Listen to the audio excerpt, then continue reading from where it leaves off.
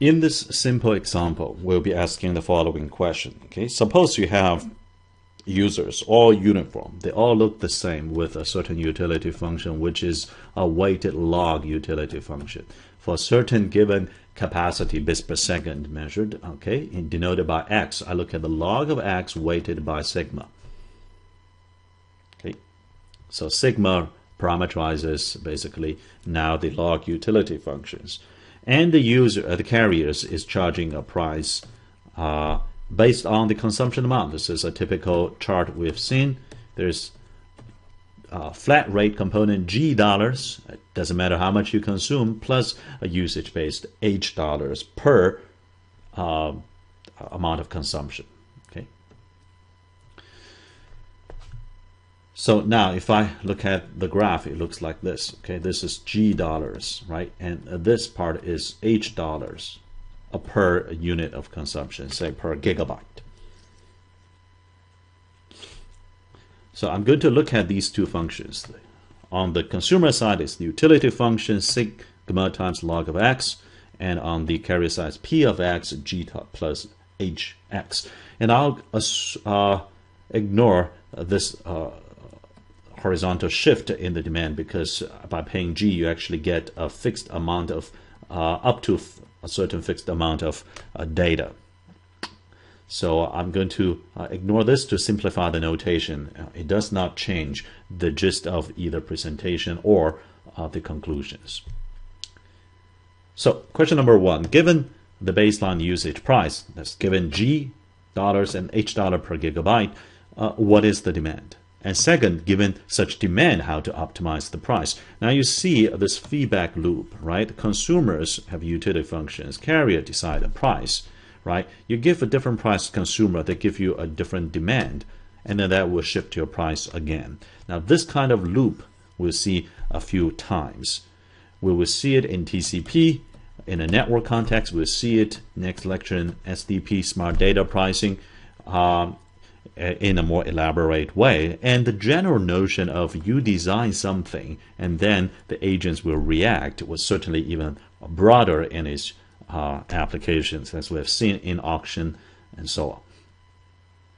All right, so let's write down the equations. First of all, on the consumer side, you say that, you know what, I'm going to look at my net utility, which is sigma x log of x minus the price was G plus Hx. Okay, this is my net utility. I will set as derivative against x to be 0. What is the derivative? Well, it's just sigma over x minus h equal to 0. That means my x star is just sigma over h. All right, that makes sense. Bigger h, steeper slope, I consume less. How much less? Well, governed by sigma. Fine. This is the answer. By setting the derivative of net utility to be 0. Now, what about the carriers? Price setting. That is the G and H setting. There are two parameters for you to play with. The baseline and the slope. Well, in this case, you're not setting the derivative to be 0. Instead, we say that this is a monopoly carrier. It has a price setting power, meaning that it can squeeze your net utility itself, not the derivative itself, to 0. This assumes that this is a very powerful carrier. It got the price setting power, meaning that it can set the G and H such that your utility is 0. This is clearly an extreme case of modeling monopoly power. It's not realistic in our mobile data market, but for a simple illustration it suffices. Okay, so this leaves no utility to the consumers. It can be negative because it's negative, the users won't participate. Okay, and to properly use this monopoly price setting power, we'll set it to be 0. So we can solve this second equation. The second equation says sigma log of x equals G plus Hx. So now we've got two equations. One is by the demand modeling, the other is by the monopoly price setting modeling. We can stick this x into this equation, and now we have the following result. Sigma times log of sigma over h equals g plus h sigma over h equals g plus sigma. Okay. That means we can set the flat rate g to be sigma log of sigma over h minus 1. Now this assumes that you know that as a carrier, you know the consumers are taking the log utility function with a known sigma value, which again is unrealistic to assume, but let's say that's the case now. So now we have the answer. Okay, so you give me a sigma, okay, and then I can pick out a h slope, then that will give me a g. For example, let's say sigma is set to be 100 unit. All right. Then let's look at two cases. One is when h is $2 a gigabyte.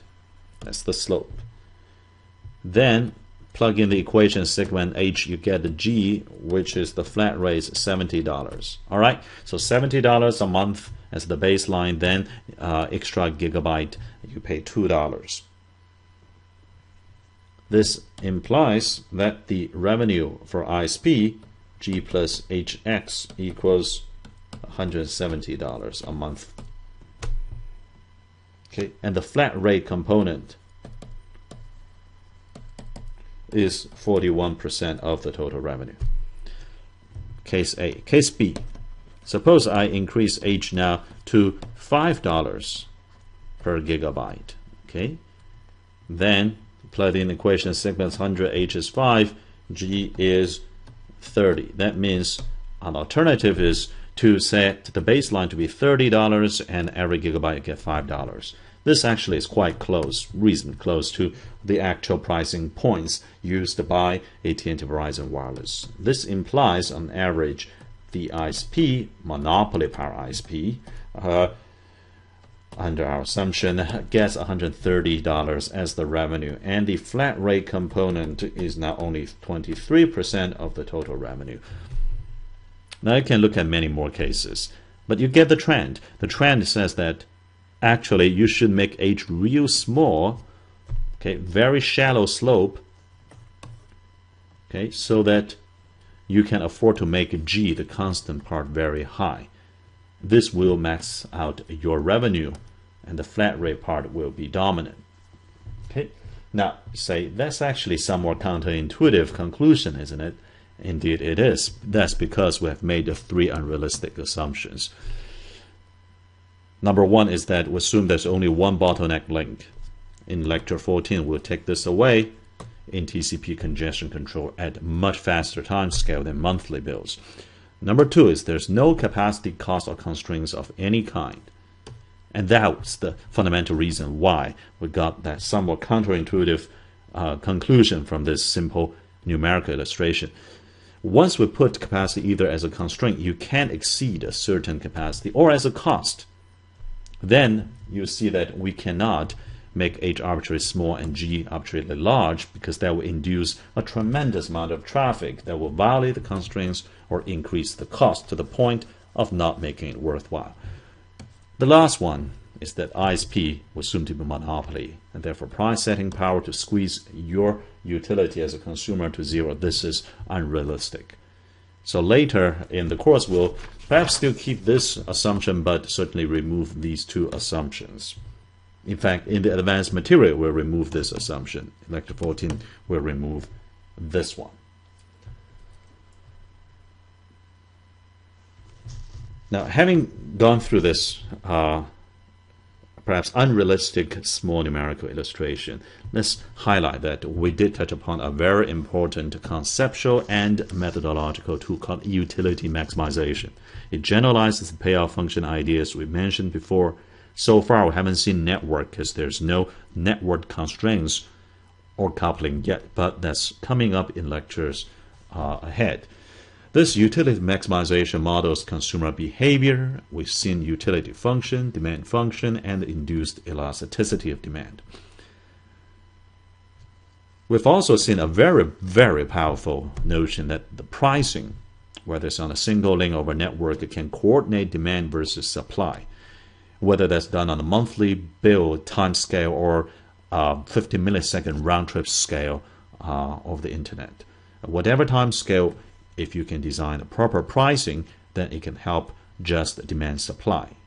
Just like we've seen proper pricing in auction, like second price, can correctly internalize certain type of negative externality. But improper pricing can also create a tragedy of commons. Finally, for the specific topic of why usage-based pricing, well, you know the answer is because of jobs, inequality of capacity. Where do we go now from $10 a gigabyte? Is this the end of story or more? We'll look at smart data pricing in the next lecture.